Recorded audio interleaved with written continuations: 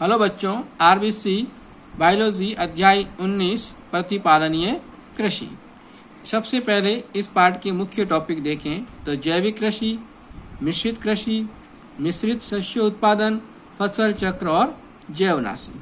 सबसे पहले हम प्रतिपालनीय कृषि की परिभाषा देखें तो ऐसी कृषि जिसमें कृषिजन्य पादपों और जंतुओं एवं इनके उत्पादों को बिना हानि पहुंचाए दीर्घकाल तक बनाए रखा जा सके प्रतिपालनीय कृषि कहलाती है।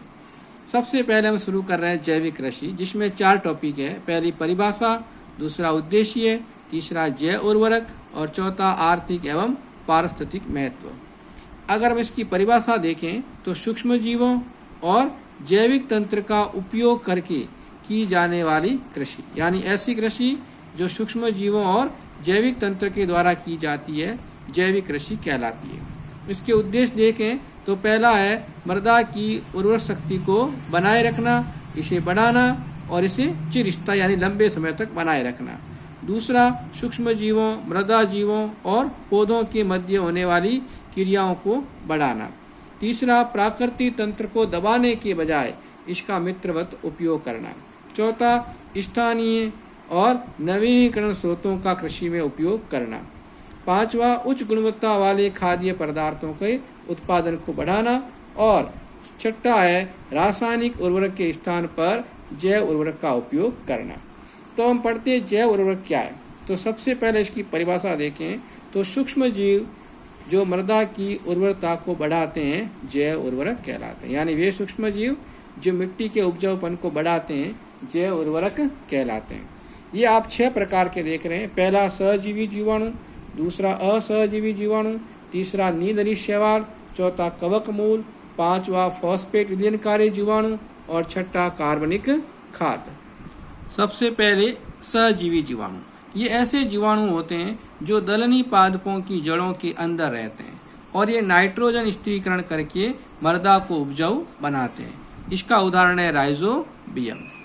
दूसरा असहजीवी जीवाणु, ये ऐसे जीवाणु होते हैं जो मृदा में मुक्त रहकर नाइट्रोजन का स्थिरीकरण करके मिट्टी को उपजाऊ बनाते हैं। इसका उदाहरण है एजोबैक्टर, एजोस्पाइरिलम, क्लोस्ट्रीडियम आदि। अच्छा, अगर इन जीवाणुओं की क्रियाविधि देखें तो ये जीवाणु सबसे पहले वायुमंडलीय नाइट्रोजन का स्थिरीकरण करते हैं और इसे कार्बनिक नाइट्रोजन के अंदर बदल देते हैं। जब इन जीवाणुओं की मृत्यु होती है तो जो अपघटक होते हैं वो इनमें पाए जाने वाली कार्बनिक नाइट्रोजन का अपघटन करते हैं और उसे पहले नाइट्राइट और फिर नाइट्रेट में बदल देते हैं। इस प्रकार ये नाइट्रेट मृदा में पहुंचकर इसको उपजाऊ बना देता है।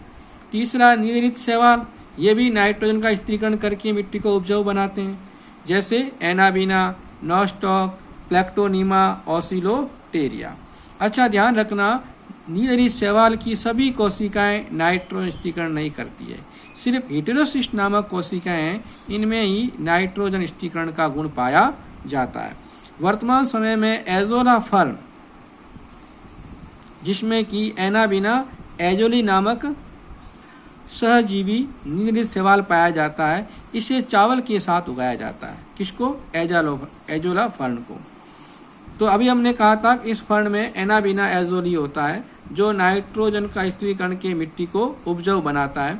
अतः अगर चावल के साथ एजोला फर्न को उगाया जाए तो इसकी यानी चावल के उत्पादन में वृद्धि हो जाती है, जो एनाबीना एजोली के कारण संभव होता है।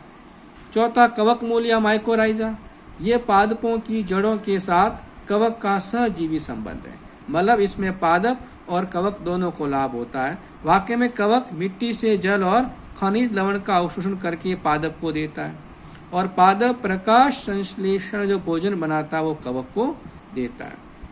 पांचवा, फॉस्फेट विलयनकारी जीवाणु, ये मृदा में उपस्थित का अकार्बनिक फॉस्फेट को कार्बनिक फॉस्फेट में बदलकर इसको उपजाऊ बनाते हैं, जैसे स्यूडोमोनास, माइक्रोबैक्टीरियम, बेसिलस आदि।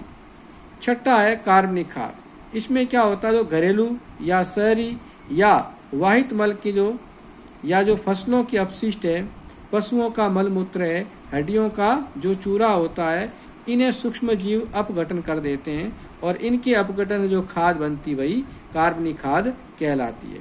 अब हम शुरू कर रहे हैं जैविक कृषि का पारिस्थितिक एवं आर्थिक महत्व।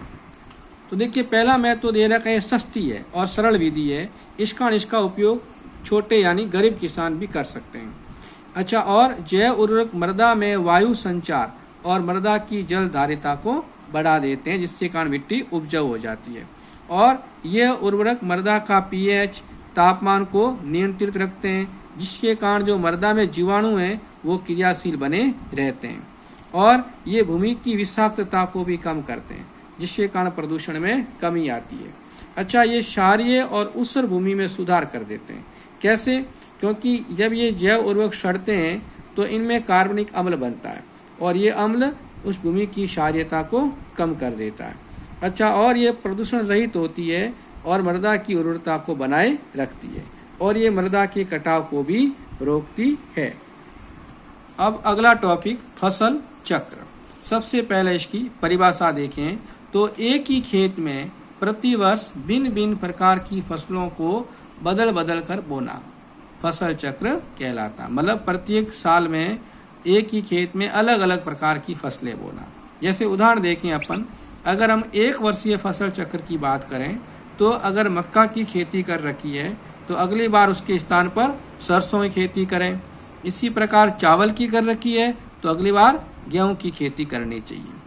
द्विवर्षीय फसल चक्र का उदाहरण देखें तो प्रथम वर्ष अगर अपन ने मक्का की है तो उसके स्थान पर सरसों की खेती करें और दूसरे साल गन्ने की खेती की तो उसके बाद में मेथी की।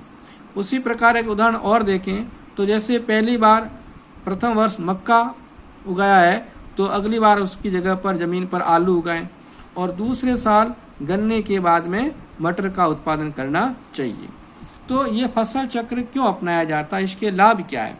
तो देखिए जो भिन्न भिन्न फसलें होगी उनकी खनिज पोषण आवश्यकता अलग अलग होती है। इस कारण मिट्टी में किसी एक प्रकार के पोषक पदार्थ की कमी नहीं आएगी, क्योंकि मक्का ने जो पोषक लिए हैं तो अगर हम सरसों उगाएंगे तो दूसरे पोषक लेगी, जिससे कारण मिट्टी में खनिज पोषकों का मात्रा बनी रहेगी। दूसरा, रोगजनक के प्रकोप से बचा सकते हैं। क्यों? क्योंकि मृदा में जो रोगजनक पड़े रहते हैं तो आगामी वर्ष उसे उचित परपोषी नहीं मिलने से वो नष्ट हो जाते हैं। जैसे अगर मान लो मक्का की खेती की है तो मक्का के बाद में हमने सरसों उगा दिया तो जो मक्का के परपोषी है उनको मक्का नहीं मिलने के कारण वो मर जाएंगे। तो इस प्रकार हमने आज 2 टॉपिक पढ़े, जैविक कृषि और फसल चक्र। धन्यवाद।